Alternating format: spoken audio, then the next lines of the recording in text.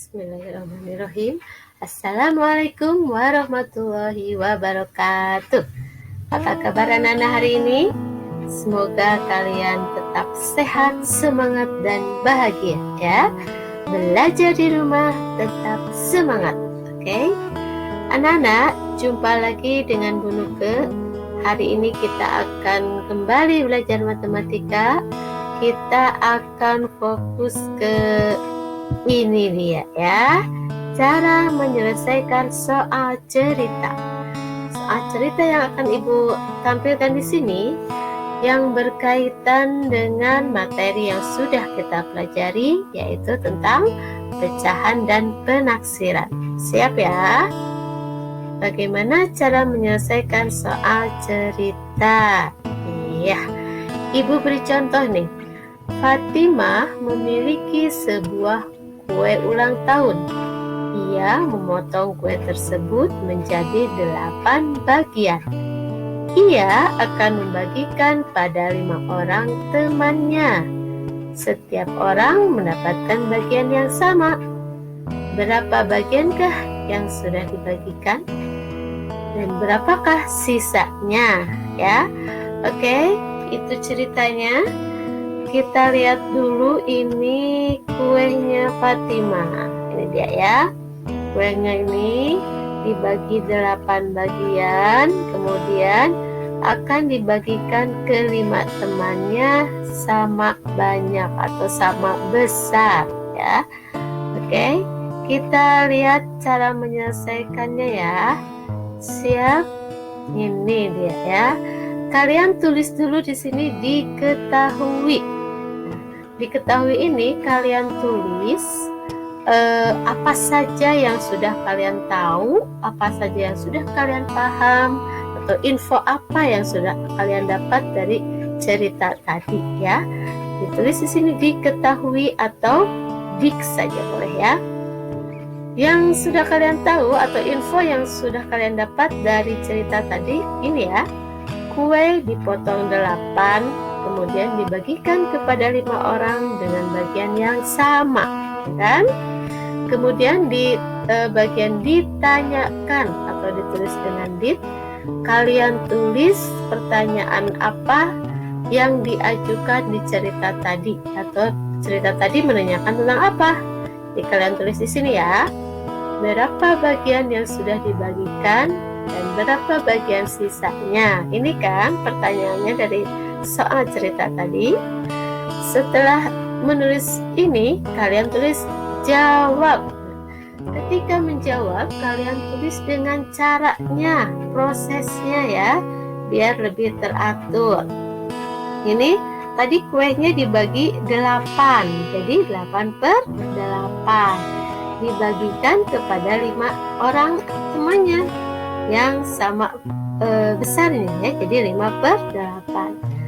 8/8 kurang 5/8 sisanya 3/8. Jadi kue yang sudah dibagikan adalah 5 bagian atau 5/8 dan sisanya 3 bagian atau 3/8. Jadi seperti itu ya. Ketika mengerjakan soal cerita, kalian tulis diketahui, kemudian ditanyakan, jawab, dan tulis dengan caranya. Di akhirnya kalian tulis jadi, itu seperti itu. Agar jawaban kalian lebih rapi. Jadi tidak langsung isinya ya anak ya. Selanjutnya, Ibu beri contoh soal yang lain ini. Harga sebuah layangan Rp1.475 dan 6 buah kelereng Rp2.250. Hasan ingin membeli mainan tersebut. Berapa kira-kira uang yang harus dimiliki Hasan agar dapat membeli 2 buah layangan dan 6 buah kelereng? Paham ya ceritanya itu ya?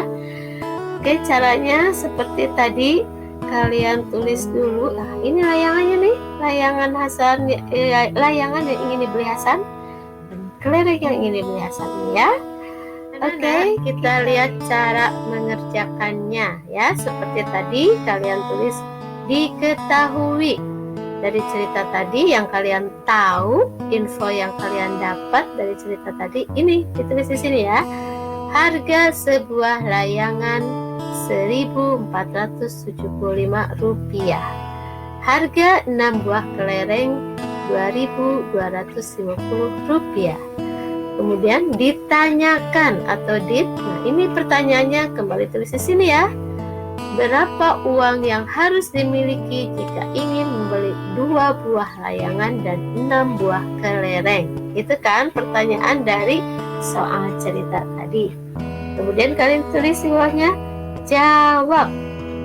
Jawab ini seperti tadi kalian tulis caranya ya di sini. Karena ini tentang perkiraan ya kan di sini. Berapa uang yang harus dimiliki jika ingin membeli 2 buah layangan? Jadi ini berkisar atau tentang perkiraan atau taksiran ya.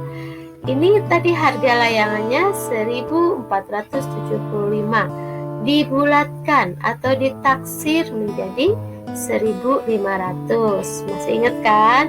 Ini adalah pembulatan ke ratusan terdekat. Masih ingat aturannya? 7 dibulatkan ke atas jadi 500 ya. Kemudian ini kelerengnya 2.250 ditaksir atau dibulatkan menjadi Rp2.300 ya. Ini lihat ke ratusan terdekat. Ini yang kelima ya. Oke, yang akan dibeli tadi 2 ya, ingin membeli 2 layangan, jadi 2 kali 1.500 sama dengan 3.000.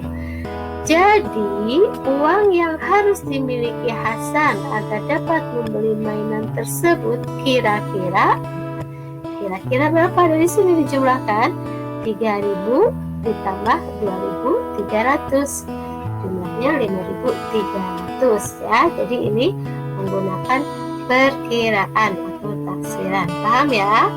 Jadi ketika mengerjakan soal cerita, ikuti proses seperti ini ya. Diketahui, ditanyakan, jawab. Di sini kalian tulis caranya, kemudian diakhiri dengan jadi. Seperti itu ya, agar mengerjakannya lebih rapi dan tertib ya. Jadi prosesnya bisa dibaca ya, prosesnya bisa ditulis dengan rapi kalau ada seperti ini. Paham ya? Jadi tidak langsung isinya saja. Anak-anak, itu saja pelajaran kita hari ini ya. Kita sudah belajar tentang ini kan ya, cara menyelesaikan soal cerita. Begitu ya caranya ya Nak ya. Itu saja pertemuan hari ini. Ibu ucapkan selamat belajar, selamat mendapatkan ilmu baru, selamat berlatih. Insya Allah dengan banyak berlatih kalian akan lebih lancar, akan lebih paham, akan lebih hebat ketika mengerjakan soal cerita. Itu saja ya Nak ya. Terima kasih. Ibu ucapkan Assalamualaikum warahmatullahi wabarakatuh.